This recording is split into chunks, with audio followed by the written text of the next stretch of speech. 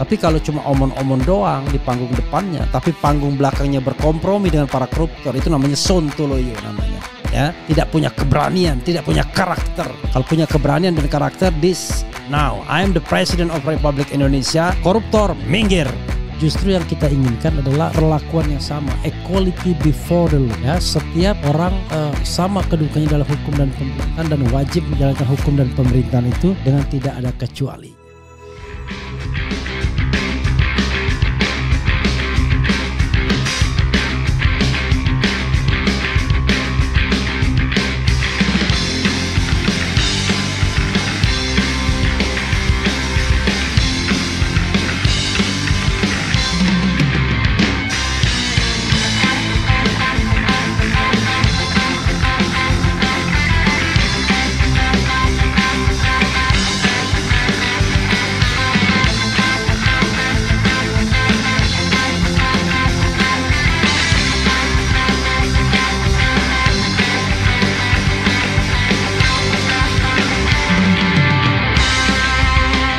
Terima kasih saudara-saudara sebagai pejuang-pejuang kalian di ujung tombak. Terima kasih sekali lagi atas kesetiaan saudara-saudara sekalian. Ingat, berbakti, bekerja untuk rakyat kita untuk mulia. Kita berada di jalan yang benar. Kita tegak lurus kesetiaan kita kepada rakyat, kepada bangsa kita. Saya minta saudara-saudara jangan setia kepada saya sebagai individu. Selama saya memperjuangkan yang benar, saya minta saudara dukung saya. Begitu kau mencium saya berada di jalan yang tidak benar, silakan tinggalkan saya. Hidup saya, sumpah saya ingin mati di atas kebenaran. Saya ingin mati membela rakyat saya. Saya ingin mati membela orang miskin. Saya ingin mati membela kehormatan bangsa Indonesia. Saya tidak ragu-ragu. Itu tadi ya, video dari Prabowo. Videonya tadi sampai habis ya. Jadi mengatakan mau mati ya untuk hal yang baik. Nah, coba kita bikin polling dulu. Apakah Anda percaya dengan Prabowo? Nggak apa-apa ya. Kemudian A ya, percaya. B, tidak percaya. Ini sebagai suatu bentuk koreksi di awal ya. Karena begini saudara sekalian, kalau Prabowo nyuruh begitu, mana ada berani anak buahnya mengoreksi dia. Karena demokrasi tak ada di partai politik. Jadi kalau saya benar dukung, kalau tidak mencium tidak benar tinggalkan saya, nggak akan berani. Pertanyaannya dibalik, apakah Prabowo Subianto itu memiliki kemampuan untuk mengontrol anak buahnya tidak menyimpang, tidak memanfaatkan jabatan, tidak memanfaatkan sebagai partai penguasa untuk mengeruk kekayaan di republik ini, untuk main tambang, untuk ngemplang pajak, untuk illegal mining, untuk illegal ekspor, untuk hal-hal buruk di republik ini yang menyebabkan perekonomian terpuruk. Itu ya. Oke, karena itu kita bacakan dulu ya. Soalnya ini bukan sesuatu hal yang sifatnya pasif, ini sesuatu yang dinamik. Kalau tidak diurus dengan baik, maka partai akan menjadi sarang korupsi. Orang-orang sekeliling Prabowo akan menjadi sumber-sumber korupsi. You can check it, orang-orang di sekitar Jokowi, siapa yang korup, siapa yang tidak. Ya, bahkan presidennya sendiri juga bisa dicek apakah bisa korup atau tidak. Jadi itu sobat RH sekalian yang kita harus pahami ya. Coba kita bacakan komentar sobat RH sekalian. Tapi sebelumnya saya mau membaca beritanya dulu ya. Saya kalau mendengar Prabowo Subianto ngomong sambil semangat, saya juga semangat sebagai warga negara masyarakat. Bedanya adalah kalau orang lain mungkin semangat untuk menjilat, kalau saya tetap semangat untuk mengkritik terus-menerus sampai kemudian saya salah, Prabowo yang benar. Itu yang saya harapkan. Saya salah, Prabowo yang benar. Begitu caranya ya. Nah, mudah-mudahan ini didengar. Saya salah, Prabowo yang benar. Tapi kalau cuma omon-omon doang di panggung depannya, tapi panggung belakangnya berkompromi dengan para koruptor, itu namanya sontoloyo namanya. Ya, tidak punya keberanian, tidak punya karakter. Ya, kalau punya keberanian dan karakter, this now I am the President of Republik Indonesia, koruptor minggir. Jangankan menginjak istana dan menjadi bagian dari kabinet saya, kalian akan saya proses semuanya karena saya tahu kalian koruptor semua. Kan begitu mestinya, ya. Masa Prabowo nggak ngerti sih? Siapa saja pembesar-pembesar yang main tambang, ya kan? Siapa saja pembesar-pembesar yang garuk duit negara, yang bocorin ini, bocorin itu, yang saudaranya main di badan usaha milik negara dan lain sebagainya dan lain sebagainya. Masa nggak tahu, ya? Jadi jangan berpikir memberantas korupsi itu untuk korupsi yang incoming, yang akan datang. No, ya. Calon-calon koruptor itu sudah tergelar di atas meja. Anda seperti berburu di kebun binatang saja. So easy untuk nangkepin mereka satu-satu. Untuk memproses mereka satu-satu agar kemudian Indonesia ini betul-betul tentram.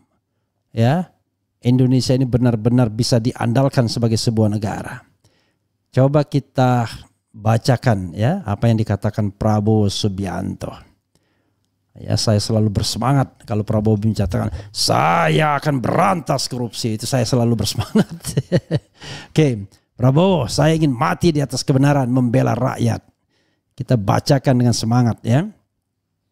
Presiden terpilih sekaligus Ketua Umum Partai Gerindra Prabowo Subianto memberikan arahan dan pesan bagi seluruh kader Partai Gerindra yang lolos ke DPR RI periode 2024-2029 di Padepokan Garuda Yaksa Hambalang, Bogor, Jawa Barat. Dalam pidatonya Prabowo mengingatkan kepada para kader agar senantiasa setia bangsa dan negara Indonesia. Ia pun bersumpah siap mati membela rakyat. Hidup saya, sumpah saya ingin mati di atas kebenaran. Saya ingin mati membela rakyat saya, tegas Prabowo. Saya ingin mati membela orang miskin. Saya ingin mati membela kehormatan bangsa Indonesia. Saya tidak ragu-ragu lanjutnya. Di pembekalan pendidikan dan pelatihan diklat yang berlangsung selama 2 hari terkhusus untuk para anggota DPR RI terpilih periode 2024-2029 dari Partai Gerindra ini, Prabowo pun mengingatkan kemuliaan berbakti untuk negara dan bangsa. Ingat, berbakti bekerja untuk rakyat kita itu mulia. Kita berada di jalan yang benar. Kita tegak lurus kesetiaan kita kepada rakyat, kepada bangsa kita, pesannya. Dari 18 partai politik peserta pemilu 2024, KPU menetapkan 8 diantaranya memenuhi ambang batas parlemen atau parliamentary threshold sebesar 4%. Dari hasil rekapitulasi, Gerindra mendapatkan 86 kursi di DPR. Dari 78 ke 86, jadi tambah 8 kursi saudara sekalian. Tidak lebih baik dari penambahan yang diperoleh oleh Golkar terutama, termasuk juga oleh partai-partai yang didukung Anies Baswedan. Ini memunculkan paradoks. Kok bisa Prabowo berpesta dengan suaranya, partainya enggak? Padahal yang namanya Gerindra itu identik dengan Prabowo Subianto. Ya, kok ada split tiket orang ya? Kok ada yang pilih Golkar, tapi kemudian Prabowo Subianto yang dipilih? Ya, it's okay, nggak apa-apalah. Tapi begitu ya, sobat era sekalian. Jadi kalau kita bicara tentang tekad, jangan hanya omon-omon. Nanti kita lihat para pengkritik itu diapakan? Dihargai atau ditangkap atau kemudian dijebloskan dalam penjara karena Prabowo akhirnya bukan menjadi pemimpin yang mau mati demi rakyat, tetapi pemimpin yang menikmati kekuasaan. Nah, saya ngomong begini sobat era sekalian karena saya pengen berada di tempat yang pahit. Yang tempat manisnya sudah pasti banyak. Udah pasti banyak orang yang bertepuk tangan mengatakan Prabowo nasionalisme sejati, Prabowo hebat, Prabowo ini itu. Sambil berharap mudah-mudahan saya jadi menteri. Mudah-mudahan saya jadi dirjen. Mudah-mudahan saya jadi sekjen. Mudah-mudahan saya jadi komut atau komisaris BUMN. Mudah-mudahan bisnis saya lancar, mudah-mudahan ini dan itu. Hati-hati Pak Prabowo dengan orang-orang seperti ini. Inilah perusak bangsa. Jadi perusak bangsa itu bukan orang yang mengkritik kekuasaan, tapi orang yang berada dalam lingkar kekuasaan, menikmati kekuasaan, mencari rente dari kekuasaan, menggaruk uang negara, menggaruk kekayaan negara, membuat bisnis di dalam istana, menjadikan istana sebagai pusat negosiasi, ya. Itu yang terjadi. Jadi sekali lagi, jangan risau dengan orang seperti saya. Orang seperti saya tidak punya daya rusak, cuma daya mengingatkan. Ya paling bisa bikin rusak telinga saja, bikin merah telinga. Tapi yakinlah ya, tidak ingin jabatan, tidak ingin kenikmatan kekuasaan yang sekarang Pak Prabowo peroleh ya di dalam Pilpres kemarin. Tapi selalu akan harus ada orang yang mengingatkan. Jadi Pak Prabowo, saya hanya ingin mengingatkan, jangan ulangi kesalahan presiden-presiden terdahulu, di mana keluarganya terlibat dalam KKN, terlibat dalam kenikmatan kekuasaan, terlibat dalam politik feodal. Ya, bangunlah tidak hanya kesejahteraan rakyat dan pemberantasan kemiskinan serta pemberantasan korupsi, tapi juga demokrasi yang genuine, demokrasi yang partisipatif. Karena hanya dengan demokrasi yang partisipatif akan muncul pribadi-pribadi tangguh, pribadi-pribadi intelektual, pribadi-pribadi yang mandiri, bukan para penjilat. Bukan orang yang kemudian ingin rente kekuasaan, melipir kekuasaan siapapun yang menang. No, orang tersebut bukan orang yang setia sesungguhnya, tapi orang yang cuma sekedar ingin menikmati kekuasaan. Begitu Pak Prabowo ya. Oke, mumpung kita bisa bicara keras. Saya tidak tahu setelah dilantik tiba-tiba tidak ada lagi ruang demokrasi. Mudah-mudahan tidak terjadi demokrasi kita yang regresif. Seperti dikatakan Pak Jimli, salah satu pendukung Anda di Melbourne University, bahwa demokrasi di era Jokowi regresif. Mundur, bukan progresif. Tetapi mundur, bukan maju. Padahal yang namanya amanat konstitusi adalah menumbuh kembangkan kedaulatan rakyat. Ya, negara Indonesia adalah negara yang berkedaulatan rakyat. Jadi bukan berkedaulatan presiden. Tidak ada daulat raja atau daulat presiden. Tapi yang ada adalah daulat rakyat. Ya, begitu Sobat RH sekalian. Kita bacakan komentar Sobat RH sekalian. Dan di akhir nanti akan ada lagu kepada anakku yang autis. Karena hari ini adalah tepat ulang tahun Naufal Fikri, anak saya yang kedua, yang ke-25 tahun. Oh my God, sudah 25 tahun ya. Now he is 25 years ago, 25 years ya right now. Oke, coba kita bacakan komentar Sobat RH sekalian.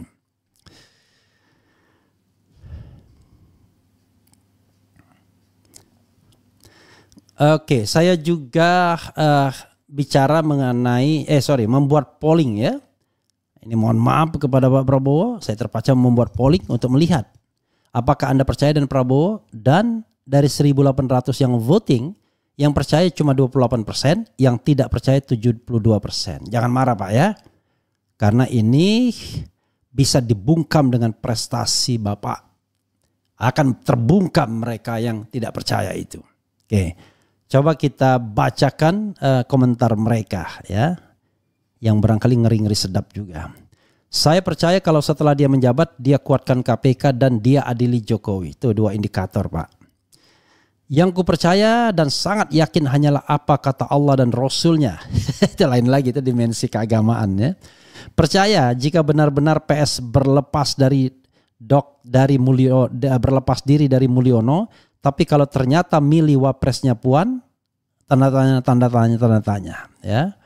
Pemimpin bisa dipercaya itu kalau dia punya keberanian mengembalikan supremasi hukum, karena kestabilan politik dijamin melalui ketertiban hukum, bukan makan siang gratis yang bikin koalisi obesitas.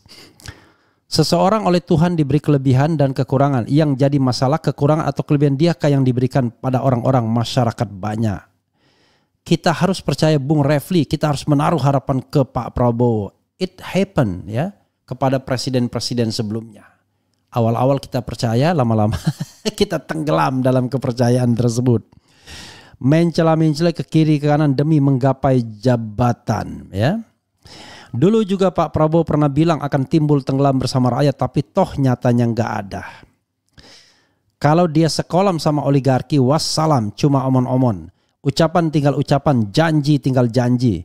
Kalau lihat ke belakang rekam jejak background keluarganya, pastilah ada cita-cita bapak moyangnya yang ingin direalisasikan. Dalamnya lautan bisa diukur, dalamnya hati siapa tahu. Ya.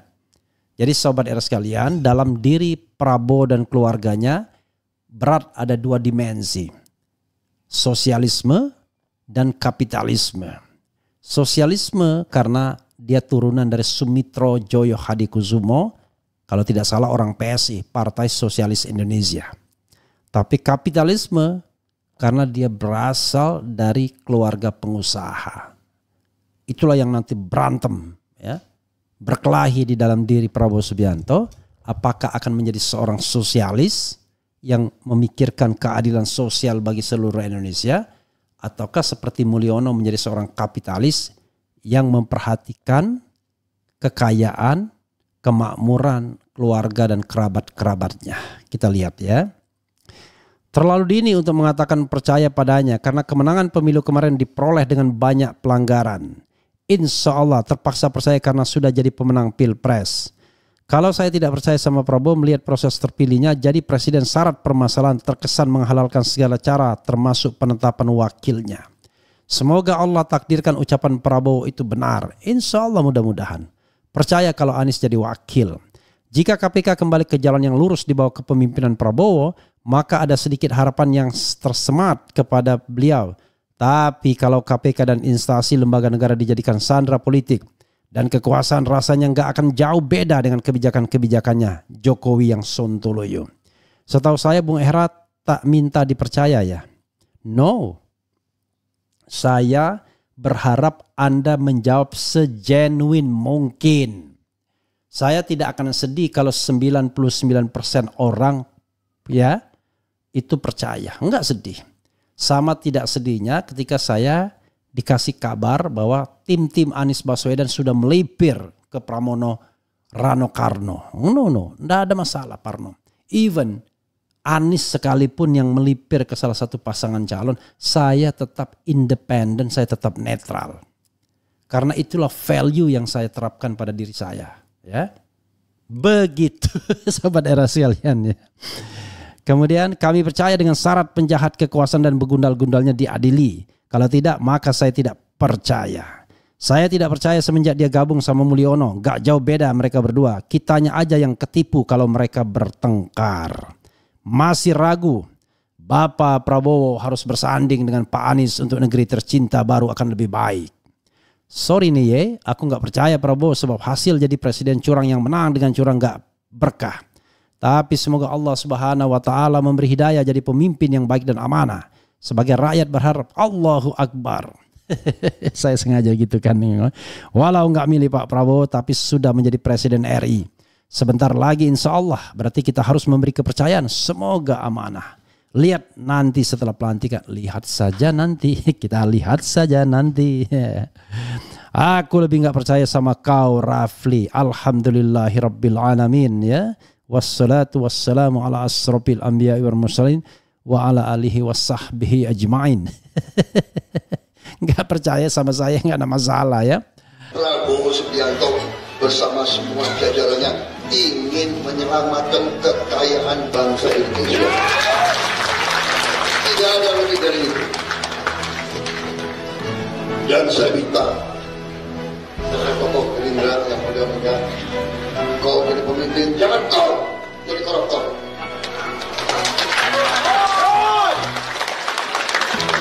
Jangan kau khianati bangsa ini. Jangan kau khianati pejuang-pejuang kita. Kau saya kejar sampai di mana? Kalau kau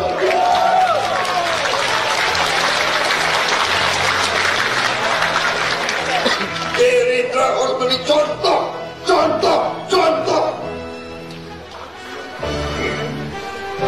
Kita mau hilangkan korupsi, jangan kita jadi koruptor. Hai, kau yang jadi gubernur nanti, hai kau jadi bupati yang baik. Gerindra harus jadi contoh. Kemudian Gerindra, tokoh-tokoh Gerindra yang muda-muda, jangan kau jadi koruptor ya. Yang tua-tua gimana? Jadi saudara sekalian, saya senang ya kalau berkali-kali Presiden Jokowi, Prabowo yang akan dilantik menjadi presiden insya Allah pada tanggal 20 Oktober nanti bicara jangan korupsi, jangan korupsi, jangan korupsi, berantas korupsi, berantas korupsi, berantas korupsi, selamatkan kekayaan negara, selamatkan kekayaan negara, selamatkan kekayaan negara. Plus sejahterakan rakyat, berantas kemiskinan, berantas kemiskinan. Ya plus jaga demokrasi, tumbuh kembangkan demokrasi, itu ada tambahannya sedikit. Kalau enggak nanti kita hidup dalam masa otoritarianisme kembali. Tetapi apakah itu bisa diwujudkan atau tidak? Ya kita tidak tahu. Kita lihat saja nanti. Jadi saudara sekalian ya, terlepas saya pesimis dengan pemerintahan Prabowo, tapi tetap kita harus berdoa. Mudah-mudahan betul dia melaksanakan hal tersebut secara kafah.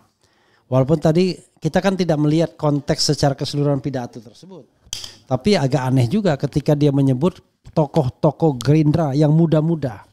Saya tidak tahu dia ingin mengatakan ke tokoh Gerindra saja atau yang muda-muda atau dia menunjuk semuanya. Tokoh-tokoh Gerindra berarti yang senior, yang muda-muda atau tokoh Gerindra yang muda-muda.